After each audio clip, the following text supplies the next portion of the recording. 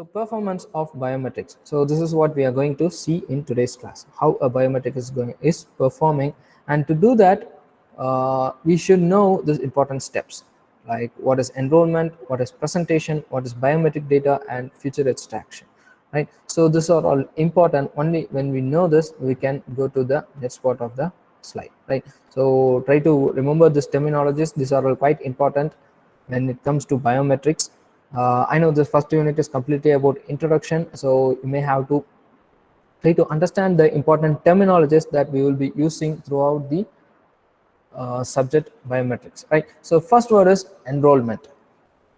Next is presentation, then biometric data, feature extraction. Right. So these are all the four important terminologies with which we will be making the entire biometric system to work. Right. So enrollment is quite important, and presentation, if you see the word enrollment and presentation may look similar. Even if you read it in your textbook, it will be very confusing and it may look similar. So when I explain, try to understand. If you don't understand, please let me know. Right. So this terminology, these four things are actually useful in making a template with which the data that you give will be compared, and it will say whether it is a match or not. Right. Right. So enrollment is the first thing that you have to know. See, I try to understand the difference between this enrollment and the next terminology, the presentation. Enrollment is the detail that you give for the very first time. Right. When you buy a new mobile phone, after buying a new mobile phone, you obviously will be asked to give a basic details. Right. It will ask you for the Wi-Fi network, so that it will register your mobile phone on the company's server, and then after that you will be asked to set up a encryption method. It can be either a pin or a pattern lock or a fingerprint or a face ID. So it depends on the mobile phone that you use. Right. So whenever you encounter anything like this, you will have to first enroll your biometric data. So enrolling a biometric data means you're giving your detail, your biometric data. For example, let's take you're buying a new Samsung Note 21 Ultra. Let's say you're buying a Samsung model, an Android mobile phone. So in that mobile phone, they are basically rely on your fingerprint sensor. Right. So in that case, when you turn on your phone for the very first time, it will ask you to enter your biometric data, right, to register your biometric data. So at that time, while registering a biometric data, you will be giving your details like your name and everything. So that process is called as enrollment. Right. The data that is given in the very first time is called as enrollment.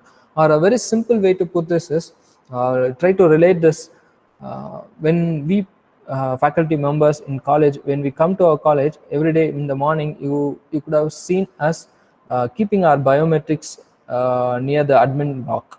Right. So by 8:40 or 8:45, we will be enrolling our biometric. We will not be enrolling, we will be keeping our biometric or registering our biometric on the biometric device that is available on the main block. That is to mark our presence, our attendance. Right. So in that case, what we are doing is we are giving our data. So to do that, on the first day when we join the college, what we will do is we will give our name or register our number and other details, and we will enroll our fingerprint on the system. So that process is called as enrollment, giving the data for the first time. So that data will be stored with our name or a ID that is given to us. That is called as enrollment. Then presentation is the next terminology is presentation. Presentation is the using our biometric whenever we use the device. Right. So first time when I let's take the same example, attendance using the biometric system that we have in our college for faculty members. So first time I would have enrolled. Second time when I keep my fingerprint on the sensor, that process is called as presentation, because I am only presenting my fingerprint or my biometric to the device. That is presentation. First time is enrollment, and the next time and the steps, the times that I'm going to use further or will come under this presentation. So enrollment and presentation, don't get confused with these terms. Right. The next one is biometric data. So this is quite self-explanatory. These are the data that are stored in the computer. These are the data that are acquired by the sensor and is stored in the computer. Once the data is stored in the computer, we can say that the data is digitalized. Right. So the data gets digitalized. Once the data is digitalized, it is easy for us to extract the features. You would have already used MATLAB software and so many other softwares. So using that softwares, we can extract the feature and we can categorize, or we can help create a template, right? So that is what is put in this slide, feature extraction. You all know what feature extraction is, right? So this diagram, this image can help you in understanding what feature extraction is. It is identifying the defining features. There may be so many bikes, right? There is R15, there is Harley Davidson, there is a CBR, Ninja, and likewise there are so many different bikes, right? Scooty Pep is there, Bergman Street is there, Nitric is there, Dio is there. So many different types are there, right? Some are scooty model vehicles, some are two-wheelers, some are naked bikes, some are RF bikes, FS type bikes. No, there are so many different types with the same, under same looks, but there will be some defining features that differentiate it from the others, right? For example, Bullet 350 looks little closer to Thunderbird, but if you see the handlebar, it's quite different. That is how it differs from the other bike. The feature is difference. That is how we do feature extraction, and with that we differentiate different objects. Similarly, same things happen in biometric system.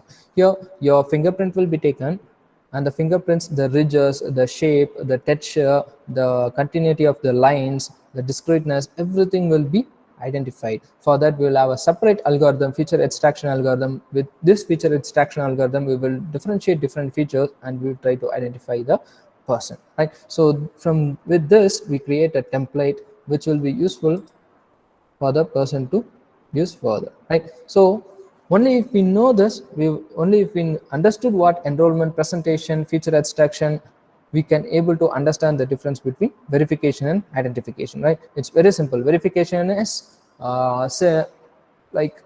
understanding or using the biometrics to claim who I to understand or verify who I claim to be. Identification is to identify who I am. Matchmaking is to perfectly match, right? So I don't think I have a separate slide for that. Okay, so let me try to explain the use of this verification and identification. So verification is in ration shop. Recently, our Tamil Nadu government has given us some amount, right? So they give 2,000 or 4,000 something. To do that, we have to go to the ration shop. We have to verify our data, right? So to do that, we will be using a biometric. In that case, the biometric system will verify whether I am the one who I claim to be, right? So it will cross check against the database that is saved under our name. So in that case, verification takes place. Identification is mostly used in forensics. If you have been watching movies, mostly in thriller movies and mystery movies and TV series like Dexter, Money Heist, if you see, people biometric data is being acquired from the dead body, and it is used for identifying the object, dead body, right? So that you have already seen in so many movies. It is to identify the person. Using biometric, you can able to identify the person, right? So for that is the second case, and the last case is matchmaking, what we use in our mobile phones. To only if we keep our fingerprint on our personal mobile, it will open, so it will match, right? If someone else keep our finger, it will not match with the mobile phone, right? So that difference is what is defined here as matchmaking, right? So another important thing that you have to understand here is there is no such thing as 100% matchmaking, right? So see, the matchmaking, and it's I told it can either be matched or non-matched. So the score will be given based on the matching rate, right? So there will be a template which you would have given while you have enrolled. Then while presenting the data, the template and the presenting data will be compared against one another. So while comparing, there will be some scores that will be given. It can be either from 0 to 100 or from -1 to 1. It can be -5, minus 0.9, minus 0.8, or 0 or 1, 0.1, 0.2, or in case of 0 to 100, can be from 0 to 1 or 15, 20, 50, 70, 100. So it can be something between 0 to 100. But you have to remember that this can never be 100% same as what you have enrolled, right? So the data that you have given for verification and the enrolled template can never be 100% match. The reason is because you cannot never have the same set of data that you have given for template. The proximity alone is being considered for biometric matching, right? It can be either 80% match or 90% match or 95% match. If it is a perfect system, you can get 96-97% match, but you can never get 100% match, right? So that you have to understand in future also. While you are programming for a biometric system, you have to remember that you should set a threshold value only, and you have to program in such a way that only if the data that you have entered reaches or goes above the threshold, the biometric system give access, or else the biometric system should restrict the user. To understand that further better, we'll see this. As I told earlier, there can never be a perfect match, only in case of biometric, of course. And this is something that you have to understand: intra-class variation and inter-class variation. So, as I told, the perfect match and that things will come under this thing, the inter-class variation and intra-class variation. Inter-class variation is the same fingerprint of a same person given at different time. Inter-class is same kind of a fingerprint given by different person. So obviously everything will vary, so that you have to keep in mind, so that you'll understand the biometric system better, right? The next is the two important scores. One is genuine score, another one is imposter score. Genuine score is the score given when a genuine user uses it, right? If you have your personal mobile, if you give your fingerprint, then it is genuine score. In your mobile, if someone else, if your friend uses and tries to bypass the fingerprint sensor, then that is imposter. That score is imposter score, right? So try to identify, if you use your fingerprint in your mobile phone, then the fingerprint that you give will be matched against the template and a score will be generated. That score is genuine score. And when an imposter does it, then it will be given as an imposter score, right? So why do we have to know this? Is because we have to classify this important terminologies. We have to classify every working biometrics under this terminologies, which are FRR, FAR, FTE, FTA, right? These are all very, very important. Whenever you buy a new biometric system, you can see in their specification about what is their FAR, their FRR, FTE, and FTA, right? So here FRR means false rejection rate, FAR is false acceptance rate,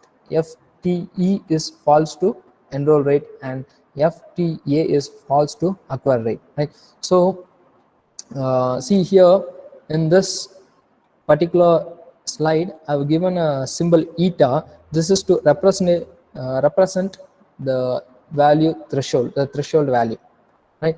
So when you use a biometric system, in every biometric system there will be some kind of a threshold. The threshold normally will be represented using this eta symbol, right? So this eta plays a very vital role in defining whether the data given comes under false acceptance rate or false rejection rate or failure to enroll rate or failure to acquire rate, right? So to help you understand, we'll see this slide.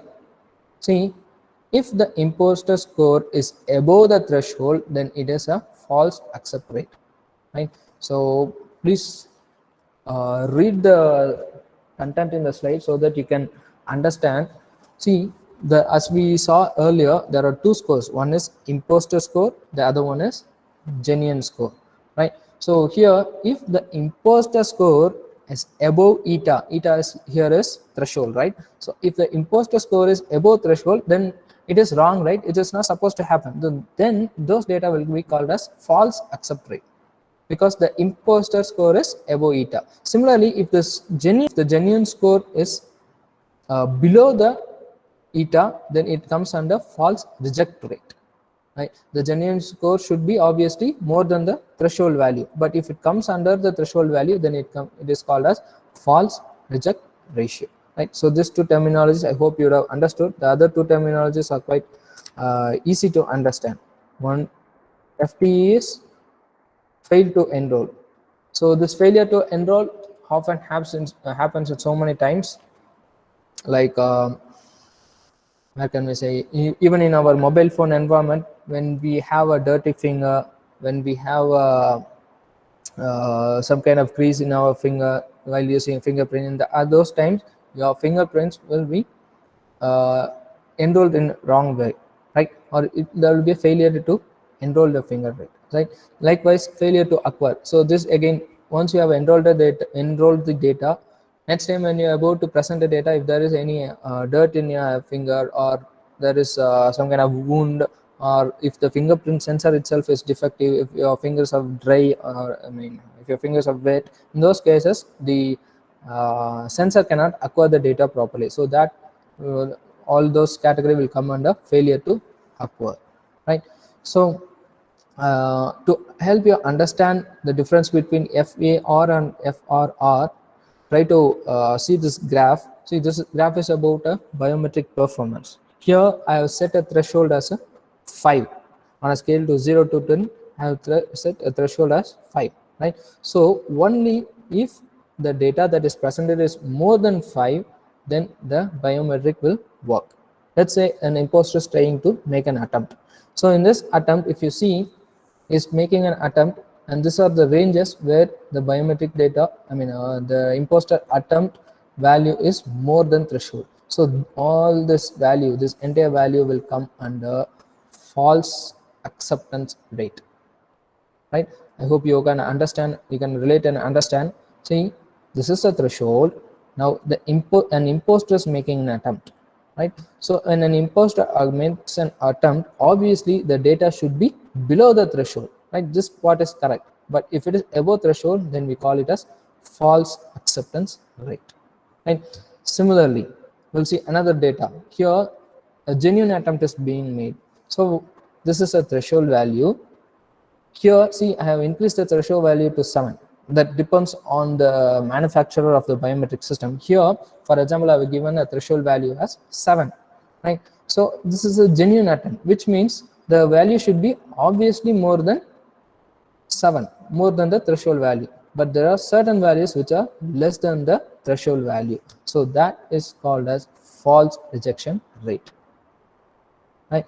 So this could be because there is some problem with the fingerprint sensor, or if the fingerprint sensor is wet, if the power connection to the fingerprint sensor is not proper, or if there is any other connection issues in the fingerprint sensor, or if the finger itself is dirty or wet, or maybe something else that would have erased or blocks the ridges in your finger.